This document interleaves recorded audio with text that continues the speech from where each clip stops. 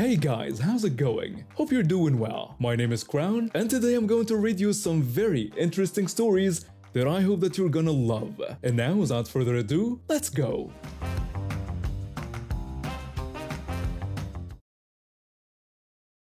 My mom remarried about 10 years ago to a really great guy. My stepdad isn't just some random dude who came into our lives. He's genuinely caring and has always treated me like his own kid. He's this quiet, hard-working man who spent most of his life collecting sports memorabilia. Not the cheap stuff you find at garage sales, but real, authenticated pieces. Signed baseballs from Babe Ruth, a Mickey Mantle jersey, racing gear autographed by Jeff Gordon, and even a football signed by Tom Brady. These weren't just random purchases either. Each piece had a story. He'd saved up for months to buy that Babe Ruth ball for his birthday one year. The Mickey Mantle jersey was a gift from his late father. A few years back, my stepdad had a serious accident at work that messed up his back pretty badly. He ended up needing surgery and had to spend weeks in physical rehabilitation just to learn how to walk properly again. During this time, my mom decided they needed to downsize and move to a smaller, more accessible house. Since my stepdad couldn't help with the heavy lifting, I volunteered to spend my weekends helping them pack. That's when my sister started showing up. My sister and I have never been super close, but we got along fine. She's always been a bit opportunistic, I guess you could say. She has this way of looking at situations and figuring out how they can benefit her. But I never thought she'd pull something like this. She'd come over while I was packing boxes in the garage or basement, always when my mom was busy in another part of the house. At first, I thought she was actually trying to help. She told me she was just going to grab a few things that might get damaged if they're not packed right. I said she should make sure to check with mom first about what goes where. She agreed that she would, but she never did check with mom, and the few things kept growing. I started noticing that some of my stepdad's most valuable memorabilia was disappearing. When I asked her about it, she'd get defensive. She claimed that mom said she could take some stuff that wasn't being used anyway. I asked her if mom specifically said she could take dad's signed baseball collection. Then she hit me with a comment that really stung. She said he wasn't even my real dad and asked why I cared so much. That comment hurt, but I let it slide because I was more focused on helping my parents get moved. I figured I'd bring it up with mom later when things calmed down. But every time I tried to talk to mom about it, she'd get this sad, tired look in her eyes. She told me that if those things meant more to my sister than their relationship, then so be it. She said she didn't have the energy to fight about it right now. I could tell it was breaking her heart, but she was already dealing with so much stress from the move and worrying about my stepdad's recovery. My sister had basically counted on that. She knew mom wouldn't fight her on it. Fast forward to last month. I'm scrolling through social media when I see my sister's post about having a yard sale. She's selling her house and getting rid of stuff before moving. The photos she posted made my blood boil. Right there, laid out on tables in her driveway, were my stepdad's memorabilia pieces. The Babe Ruth ball was in a box marked $25. The Tom Brady football had a $15 sticker on it. Items worth thousands of dollars were being sold for pocket change. I didn't even call ahead. I just got in my car and drove the 2 hours to her house. When I pulled up, there were already people browsing through the sale. I walked straight to the table with the sports stuff and started loading it into a box. My sister asked what I was doing. I told her I was there to get back mom's things. She said those were her things and that she'd had them for years. I reminded her that she stole them from mom and dad when he was in rehab, and that everyone knew it. She started getting loud and drawing attention from the other people at the sale. She said I couldn't just take her stuff and threatened to call the police. I told her to go ahead, and that she'd have to explain to them how she stole these in the first place. A few of the customers were starting to stare, and I could see she was getting embarrassed. Good. I called her nothing but a thief. I told her she took advantage of dad when he couldn't defend himself and mom when she was too stressed to fight her. She threw that same line at me again about him not being my real father. I told her he'd been more of a father to me than anyone else ever was, and that she stole from him when he was at his lowest point. I finished loading up the memorabilia. There were about 15 pieces total, and headed to my car. She was still yelling about calling the cops. so I turned around one more time. I told her to go ahead and call them, but that stealing from family was still stealing, and there was no statute of limitations on being a terrible person. I might have used some stronger language than that, but you get the idea. Sure enough, about 3 hours after I got home, I got a call from a police officer. He sounded pretty tired, like he'd rather be dealing with actual crimes. The officer told me he got a call about some stolen property, but honestly, it sounded like a family dispute over inheritance items. I explained that these items were taken without permission from my parents' home while my stepfather was in physical therapy and couldn't stop her. He asked if my parents wanted to file charges. I said I thought they just wanted their belongings back. The officer explained that what he was hearing from both sides made this sound like a civil matter. He said if my sister wanted to pursue it in court, my parents would have the right to file counter charges for the original theft. Most likely, he said, a judge would just tell everyone to work it out among themselves. My sister never took it to court, probably because she knew she'd have to explain under oath how she'd acquired those items in the first place. Seeing my stepdad's face when I brought everything back was amazing. He was sitting in his recliner, still doing his daily physical therapy exercises, when I walked in with the box. He asked what all this was. I told him it was just some things that found their way back home. When he saw that Babe Ruth ball, his eyes actually got watery. He picked it up and turned it over in his hands like he was making sure it was real. He said he thought he'd never see it again. My mom was happy too, but mostly she seemed relieved that the whole situation was finally over. She'd been carrying around guilt about not fighting my sister over the theft, and getting the items back seemed to lift that weight off her shoulders. My sister and I haven't spoken since that day at her yard sale, and I'm not particularly broken up about it. My wife and I have been married for 8 years, and we've worked hard to create our perfect home. We spent 2 years renovating this old Victorian house, carefully choosing everything from the paint colors to the cleaning products we use. We even switched to all-natural, chemical-free products after I developed some respiratory issues a few years back. Our house has this clean, subtle smell that just feels like home to us. My wife has this friend from college who we'll call Karen. They've stayed close over the years, though, honestly, I've always found Karen a bit much. She's one of those people who makes everything about herself and has zero awareness of how her actions affect others. At 49, she's decided to leave her husband of 25 years because she wants to move to Los Angeles and work at Disneyland. I'm not making this up. She genuinely believes she's going to start some magical new life as a Disney cast member. 3 weeks ago, my wife got a tearful phone call from Karen explaining that she needed somewhere to stay while she sorted her life out. My wife, being the kind person she is, immediately offered our guest room. We have a large house with plenty of space, and we've always been happy to help friends in need. Karen showed up the next day with 3 suitcases and what I initially thought was just a lot of luggage. The first day was fine. Karen was emotional but grateful, and we had a nice dinner together. She talked about her marriage falling apart and how she felt like she needed to follow her dreams. I bit my tongue about the whole Disneyland thing because she was clearly hurting. But then I woke up the second morning and immediately knew something was wrong. There was this overwhelming artificial smell throughout the house. It was like someone had dumped a bottle of teenage girl's body spray, mixed with synthetic vanilla and fake flowers. The smell was so strong it made my eyes water. I found my wife in the kitchen, and she looked equally confused. I asked her if she could smell that strong scent, and she confirmed that she could, and wondered what it was. We traced the smell upstairs to the hallway near Karen's room. It was even stronger there, like walking into a bath and body works store. The smell had somehow spread through our entire house overnight. It was in my home office, the family bathroom, and had even drifted down 2 flights of stairs to our living room. When Karen came down for breakfast, I decided to address it gently. I told her I'd noticed a really strong scent coming from upstairs and asked if she'd used some room spray or something. Karen casually mentioned that the plugins were pretty strong, weren't they? I felt my stomach drop. Plugins, plural. I asked her about the plugins with obvious shock in my voice. Karen explained that she couldn't sleep without her scents and had brought one for the bedroom and one for the bathroom.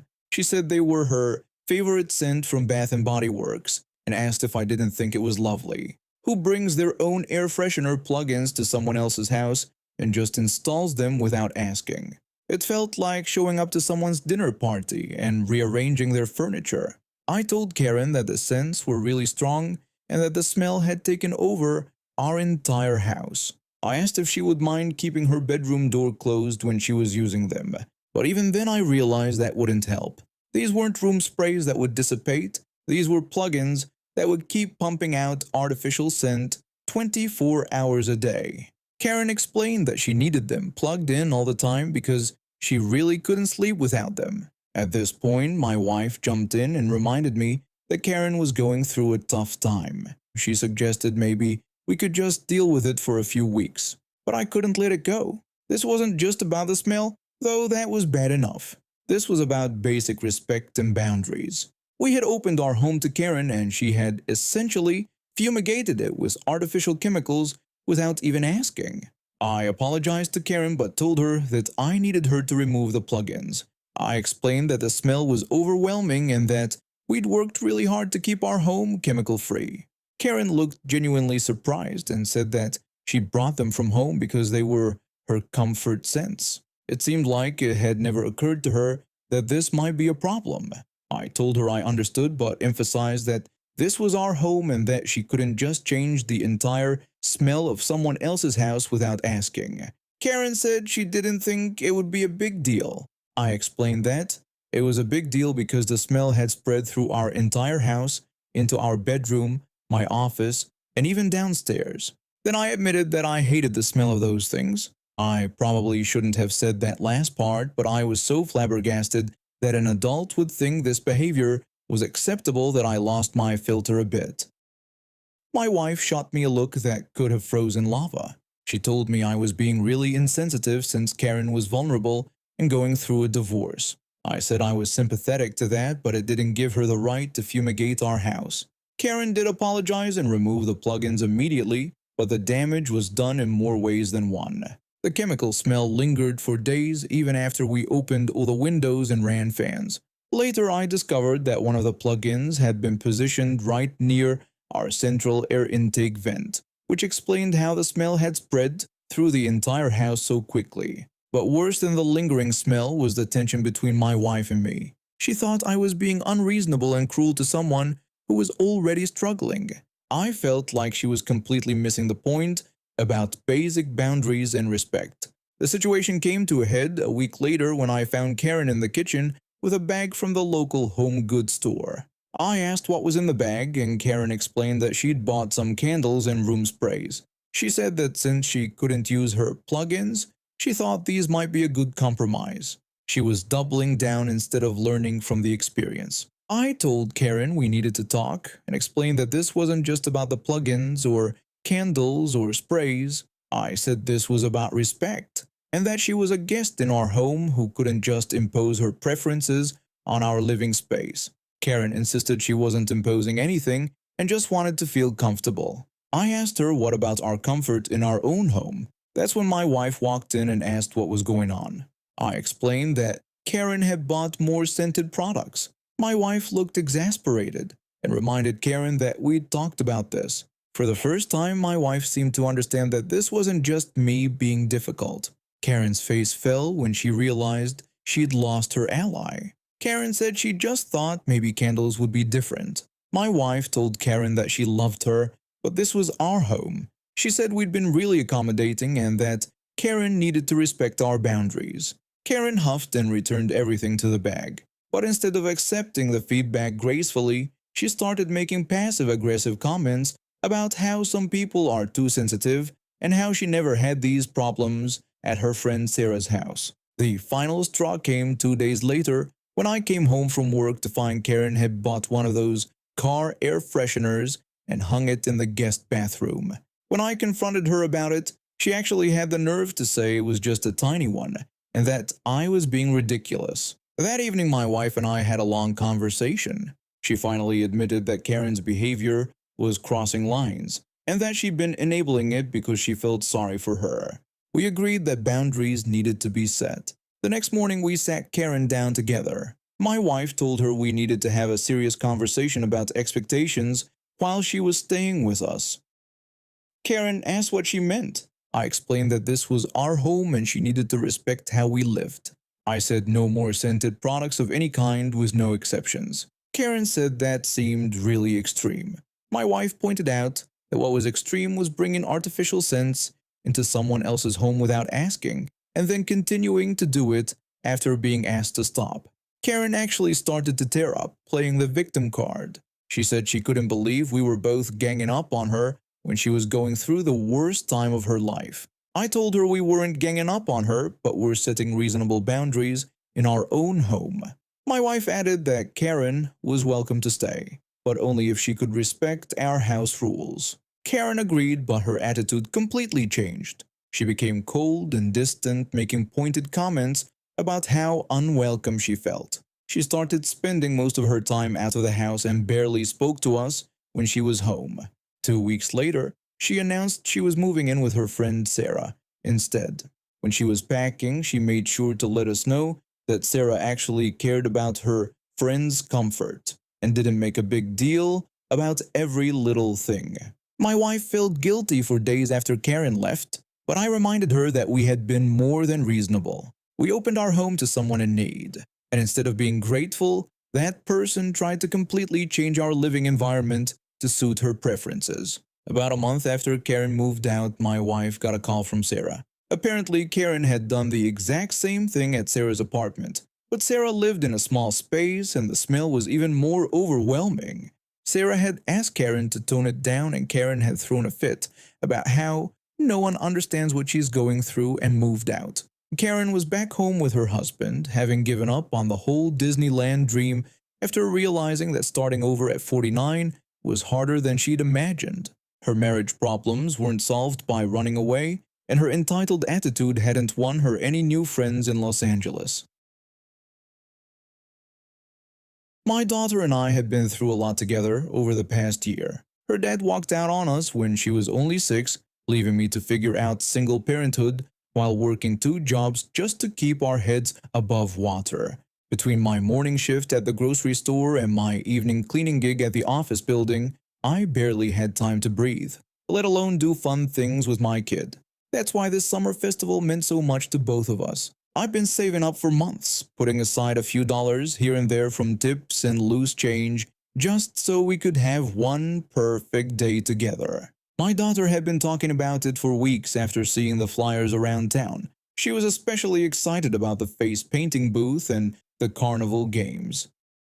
The morning of the festival, she picked out her favorite dress, the light blue one with little flowers that her grandmother had given her for her birthday. She was so proud of how pretty she looked, spinning around in front of the mirror and asking me to braid her hair with the matching ribbon. We got to the festival around 12 p.m. and everything was going perfectly. We played some games, shared a funnel cake, and she got her face painted with a beautiful butterfly design. She was glowing with happiness, and for the first time in months, I felt like maybe I was doing okay as a mom. We decided to take a break and sit at one of the picnic tables near the food vendors. My daughter had gotten herself a large lemonade, and she was being so careful with it, holding it with both hands because she didn't want to spill it on her special dress. That's when they showed up. There were 3 women, probably in their early 30s, clearly drunk despite it being the middle of the day. They were loud and obnoxious, bumping into people and making crude comments about the festival activities. I noticed them because they were disturbing other families, but I tried to ignore them and focus on my daughter. The leader of their group was this blonde woman wearing a tank top that was way too small and cut-off shorts. She had that entitled look about her, you know the type, the kind of person who thinks the world owes them something. They sat down at the table right next to us, even though there were plenty of empty tables around. Almost immediately, they started being loud and using language that definitely wasn't appropriate for a family event. My daughter looked uncomfortable, so I suggested we move to a different spot. When we were getting up to leave, that's when it happened. The blonde woman, let's call her Karen because that's exactly what she was, deliberately reached over and knocked my daughter's lemonade right out of her hands.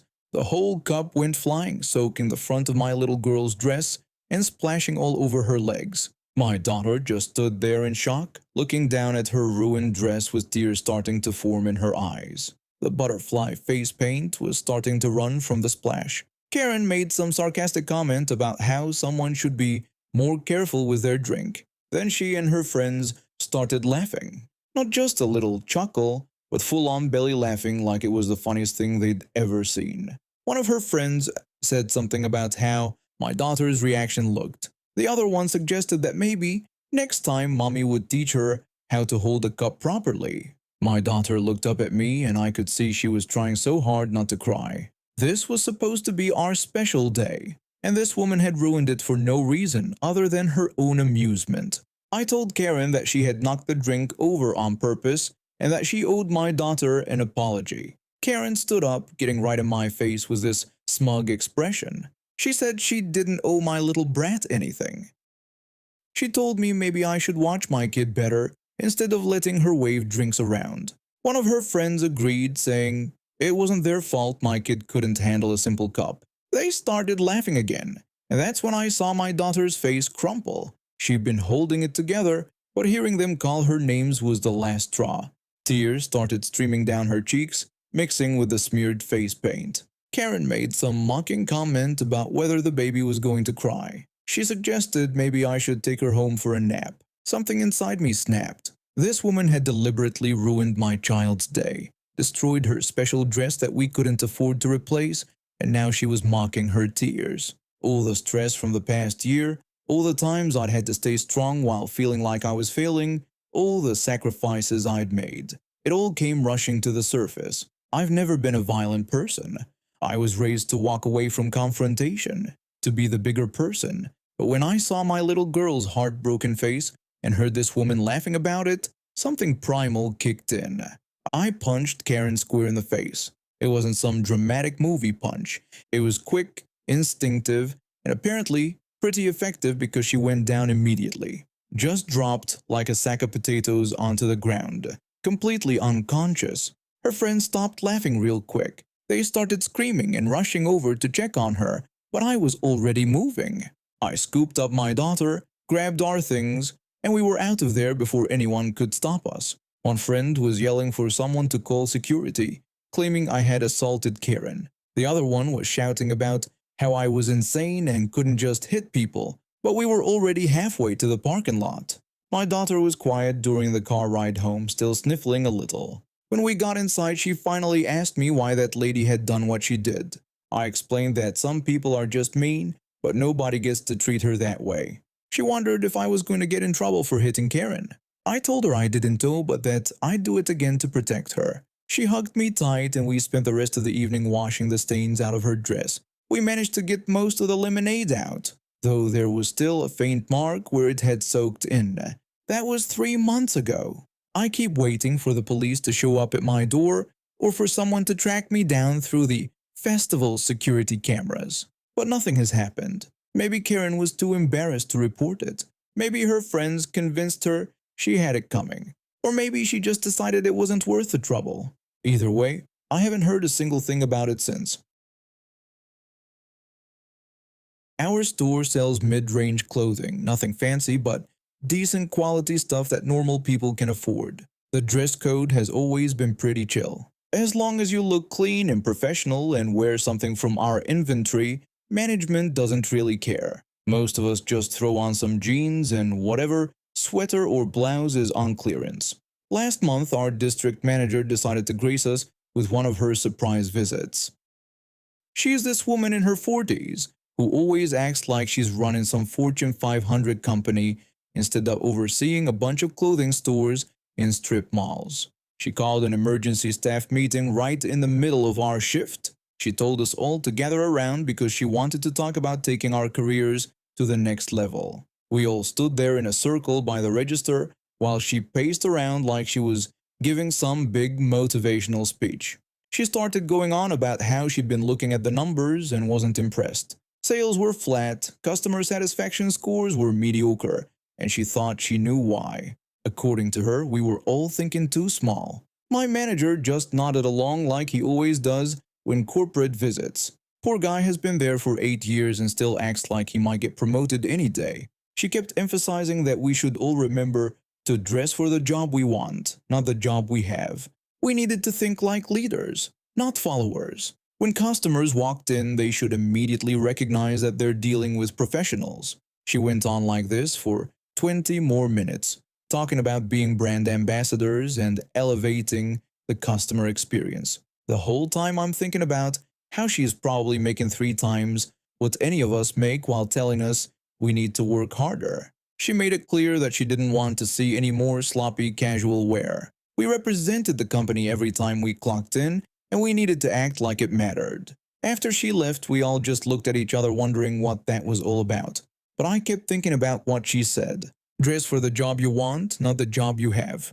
Fine, I could do that. The next day I showed up wearing the nicest outfit I owned, a black blazer with dress pants that I'd bought for job interviews. A few co-workers commented that I looked nice, but nothing too crazy happened. But then I started thinking bigger. If she really meant what she said about thinking like leaders, why stop at business casual? I hit up every thrift store in town over the weekend and put together some actual business formal outfits.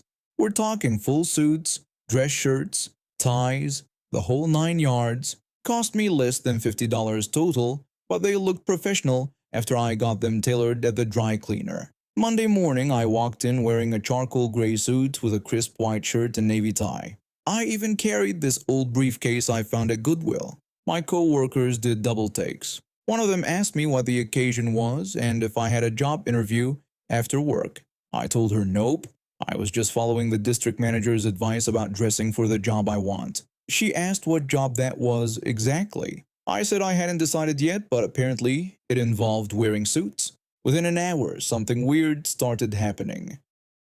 Customers began approaching me assuming I was a manager. This lady came up to me while I was organizing the jewelry display and asked if I was the manager because she needed to return a dress without a receipt. I told her I wasn't the manager and that she'd want to talk to him over at the register since I just worked there. She seemed really surprised and said I looked so professional that she just assumed I was in charge. This happened about 6 times that first day. People would walk right past my actual manager and come straight to me with complaints, questions about policies, requests for discounts. Each time I politely redirect them, but I started noticing how my manager's face was getting more and more confused.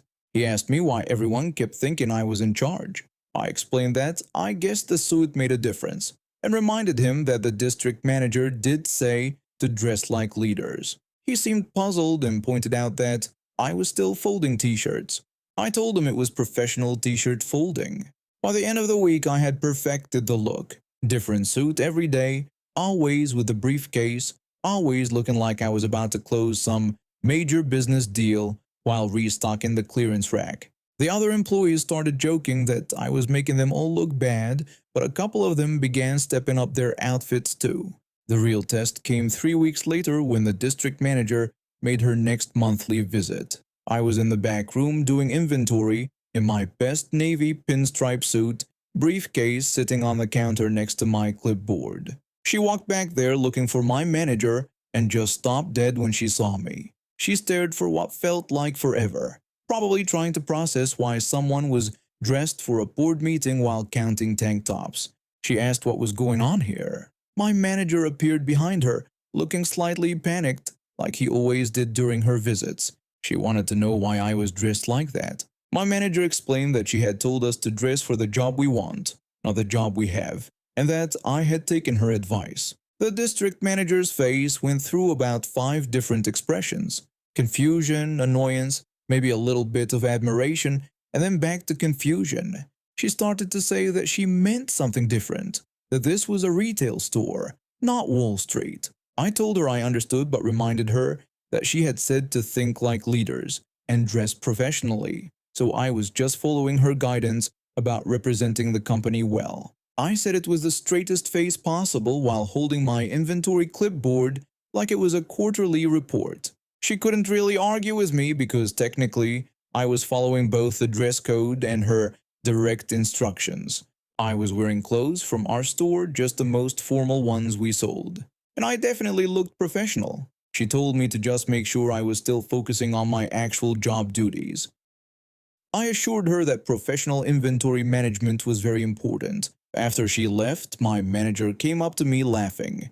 He said she looked like her brain was malfunctioning. I told him I was just a dedicated employee following corporate guidance. It started a trend. Two other co-workers began wearing blazers and dress shirts regularly. One guy started carrying around a leather portfolio instead of just shoving papers in his pockets. Our little store started looking like a law firm that happened to sell clothes. Last week, we got an email from corporate praising our location for having the most professional-looking team in the district and using us as an example for other stores. The district manager hasn't said a word about dress codes since her last visit. Yesterday, a customer told me I was the most professional retail employee she'd ever encountered and asked if I was planning to go into management. I told her I was just doing my job but doing it with style. The funny thing is, wearing the suits actually made me feel more confident. Customers take me more seriously, I carry myself differently, and I've started thinking maybe I should look into management training programs. My neighbor moved in about 2 years ago. At first, he seemed nice enough. We'd wave when we saw each other, chat about the weather, typical neighbor stuff. The house he bought was a bit of a fixer-upper, so I wasn't surprised when he started doing some work on it. The first time he knocked on my door, I was happy to help. He explained that he was trying to hang some pictures and his hammer had broken. He asked if he could borrow mine real quick. I told him sure, no problem. He returned it the same day with a thank you. I thought he was being a good neighbor, so when he came back a few days later asking for a screwdriver set, I handed it over without thinking twice. He promised to have them back to me that night and told me to take my time when I said he could. But that night turned into 3 days, and I had to walk over and ask for them back. He acted like he forgot, but gave them back right away. I figured it was just an honest mistake. Over the next few months, the requests kept coming. First, it was basic hand tools, then it escalated to power tools. My cordless drill, my circular saw, extension cords, work lights. Each time I had to ask for my stuff back. Each time he'd act surprised and apologize, saying he totally meant to bring that back and thanking me for reminding him. The worst part was the condition my tools came back in. My drill bits were dull, my saw blade was chipped, and my extension cords were tangled into knots that took me 20 minutes to undo. But I kept lending them out because I didn't want to be the jerk neighbor who wouldn't help. The latter incident was when I should have drawn the line. He needed to paint his gutters and asked to borrow my 8-foot aluminum ladder. I agreed but told him not to get paint on it since I used it for everything. He promised he wouldn't and said he'd be super careful. When I finally went to get it back after a week, it was covered in white paint splatters. Not just a few drops, but splattered all over the rungs and rails. When I asked what happened to my ladder, he dismissed it as just some paint that got on it. He said it wasn't that bad and acted like it was no big deal. I reminded him that I told him not to get paint on it, but he just shrugged and told me I could scrape it off. I spent 2 hours that night scraping dried paint off my ladder. That should have been the moment I said no more, but I'm not great at confrontation.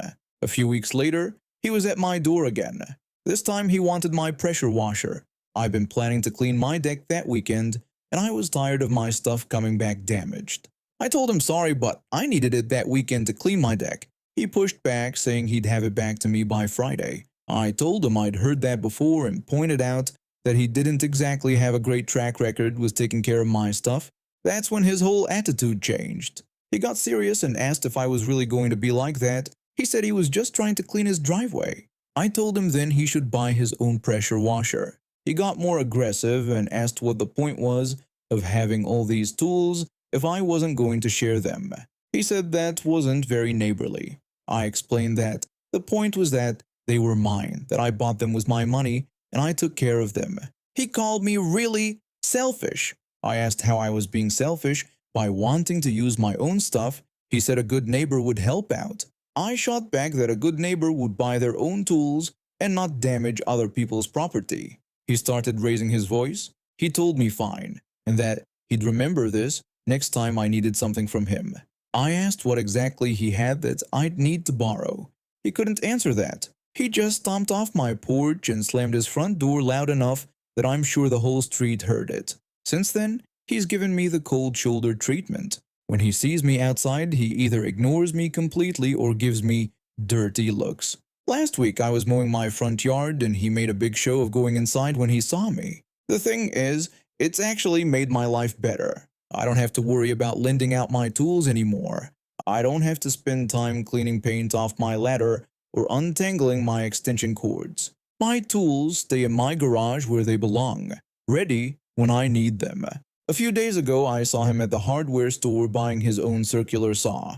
He saw me and quickly turned down another aisle. I wanted to tell him that's what he should have done 2 years ago, but I kept my mouth shut. Yesterday, I was pressure washing my deck when I noticed him watching from his window. His driveway still looks like a mess, covered in oil stains and dirt.